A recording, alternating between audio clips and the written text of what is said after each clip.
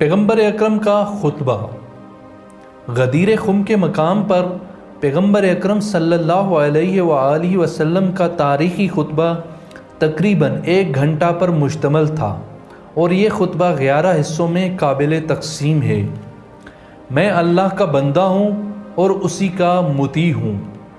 آن حضرت نے خطبے کے پہلے حصے میں خداوند متعال کی حمد و ثنا بجا لائی، خدا کی صفات قدرت اور رحمت کو بیان کیا، اور پھر خداوند متعال کی بارگاہ میں اپنی بندگی کا اقرار کیا اور فرمایا، اس ذات پر، اس کے ملائکہ، اس کی کتابوں اور اس کے رسولوں پر ایمان رکھتا ہوں، اس کے احکامات کو سنتا ہوں اور ان پر عمل کرتا ہوں۔ مجھے ہر اس کام کی طرف جلدی ہوتی ہے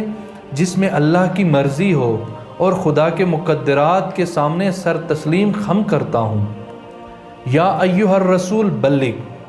خطبے کے دوسرے حصے میں آپ نے لوگوں کی توجہ کو اصلی مطلب کی جانب مبذول کیا اور واضح طور پر فرمایا کہ مجھے علی ابن ابی طالب کے حوالے سے ایک اہم حکم پہنچانا ہے، اور اگر میں اس پیغام کو نہ پہنچاؤں تو گویا رسالت پروردگار کو نہیں پہنچایا، اور میں اس اللہ کے عذاب سے ڈرتا ہوں۔ اس طرح لوگوں پر واضح کیا کہ خداوند متعال نے مجھ پر وحی نازل کی ہے۔ یا ایھا الرسول بلغ ما انزل الیک من ربک وان لم تفعل فما بلغت رسالتہ واللہ یعصمک من الناس۔ سورہ مائدہ آیت 67۔ اے رسول، جو کچھ آپ کی طرف آپ کے رب کی جانب سے نازل کیا گیا ہے پہنچا دیجئے، اور اگر آپ نے ایسا نہ کیا تو اس کا پیغام پہنچایا ہی نہیں، اور اللہ لوگوں سے آپ کی حفاظت فرمائے گا۔ پھر آن حضرت نے ولایت کے بارے میں پروردگار کے خاص حکم کو واضح طور پر بیان کیا اور فرمایا، جبرائیل امین مجھ پر 3 مرتبہ نازل ہوئے،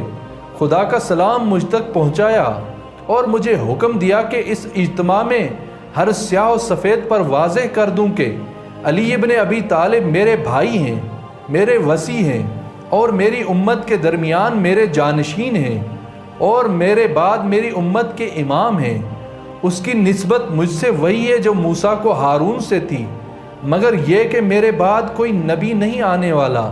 خدا اور رسول کے بعد وہ علی تمہارے معاملات میں صاحب اختیار ہیں۔ خداوند متعال نے اس حوالے ایک آیت مجھ پر نازل کی ہے، انما ولیکم اللہ ورسولہ والذین آمنوا الذین یقیمون الصلاۃ ویؤتون الزکاۃ وہم راکعون۔ سورہ مائدہ آیت 55۔ بے شک تمام سرپرست صاحب اختیار اللہ، اس کا رسول اور وہ ایمان والے ہیں جو نماز قائم رکھتے ہیں اور رکوع کی حالت میں زکوٰۃ دیتے ہیں، اور یہ علی ابن ابی طالب کی ذات تھی جنہوں نے نماز کو قائم رکھا، رکوع میں زکوٰۃ دی اور ہر حالت میں خدا کو یاد رکھا۔ جب تک میں علی کے بارے میں جو حکم مجھ پر نازل ہوا ہے کو نہیں پہنچا دوں، خدا مجھ پر کبھی راضی نہیں ہوگا۔ قیامت کے لیے 12 اماموں کا تعارف۔ آن حضرت صلی اللہ علیہ وآلہ وسلم نے خطبہ کے تیسرے حصے میں قیامت تک کے لوگوں کی ہدایت کے لیے 12 اماموں کا اعلان فرمایا تاکہ ہر طرح کی غلط فہمی دور ہو۔ مسئلے کی اہمیت کو اجاگر کرنے کے لیے فرمایا، اے لوگو، یہ آخری بار ہے کہ میں اس طرح کے بڑے اجتماع میں کھڑا ہوں، بس میری باتوں کو غور سے سنو اور اطاعت کرو، اور حکم خدا کے سامنے سر تسلیم خم کرو۔ پیغمبر اکرم صلی اللہ علیہ وآلہ وسلم کی گفتگو کا ایک اہم پہلو یہ تھا کہ ولایت کا اعلان قیامت تک کے انسانوں، چاہے جس رنگ و نسل کے ہوں اور دنیا کے جس کونے میں بھی رہتے ہوں، کے لیے عمومی اور ان کی زندگی کے تمام معاملات میں نافذ تھا۔ چنانچہ اس مطلب کو آپ صلی اللہ علیہ وآلہ وسلم نے کچھ اس طرح بیان فرمایا، خداوند متعال تمہارا معبود اور صاحب اختیار ہے، اور اللہ کے بعد اس کا رسول اور پیغمبر تمہارے لیے سرپرست ہیں جو ابھی تم سے مخاطب ہیں، اور میرے بعد علی علیہ السلام خدا کے حکم سے تمہارے امام اور صاحب اختیار ہیں، اور علی کے بعد امامت ان کی نسل میں منتقل ہوگی، یہاں تک کہ تم لوگ خدا اور اس کے رسول کے ساتھ قیامت میں ملاقات کرو گے۔ حرام اور حلال اور دنیا و آخرت کے تمام معاملات میں ائمہ اطہار کو خدا اور رسول کی جگہ پر قرار دینا اس خطبے کے اہم ترین نکات میں سے ہے،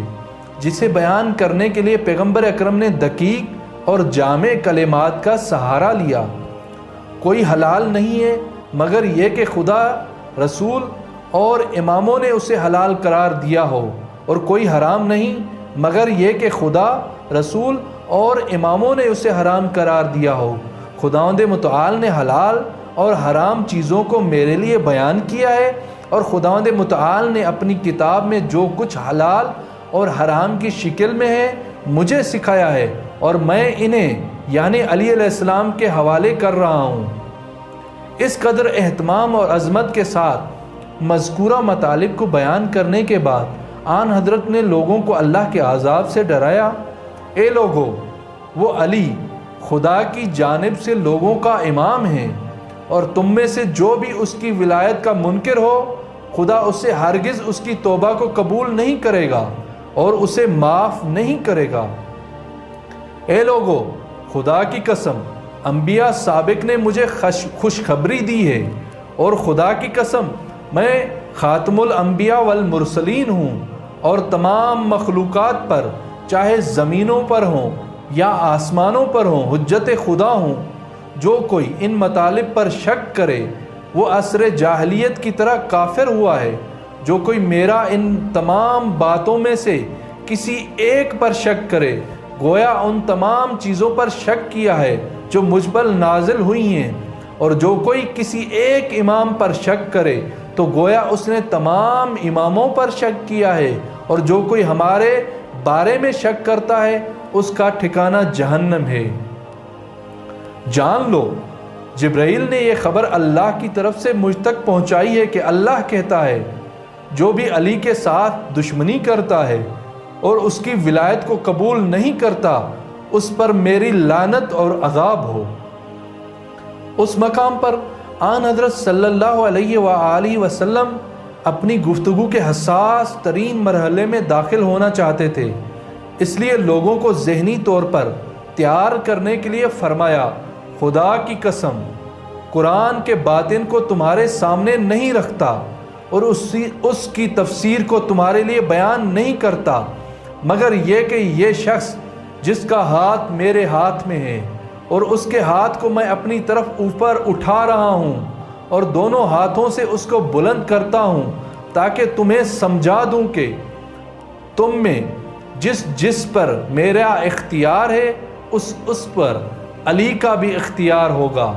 علی ابن ابی طالب میرا بھائی اور جانشین ہے، اس کی ولایت کا حکم خدا کی طرف سے مجھ پر نازل ہوا ہے۔ پھر آپ نے اسلام کے دو عظیم ارکان کے درمیان موجود تعلق کی ایک خوبصورت تصویر کھینچی اور فرمایا، اے لوگو، علی اور ان کی نسل سے میرے بیٹے ثقل اصغر ہیں اور قرآن ثقل اکبر ہے، ان میں ہر ایک دوسرے کی تائید کرتا ہے اور دونوں مکمل ہم آہنگ ہیں، دونوں ایک دوسرے سے ہرگز جدا نہیں ہوں گے یہاں تک کہ حوض کوثر میں میرے پاس ہوں گے۔ جان لو، یہی لوگوں کے درمیان اللہ کے امین اور روئے زمین میں حاکم ہیں۔ اس مقام پر آن حضرت نے غدیر کے منصب کو چھیڑنے کی ہر کوشش کو حرام قرار دیا اور فرمایا، جان لو، سوائے میرے بھائی کے کوئی بھی امیر المومنین نہیں ہے۔ جان لو، میرے بعد امیر المومنین ہونا علی کے علاوہ کسی دوسرے کے لیے جائز نہیں ہے۔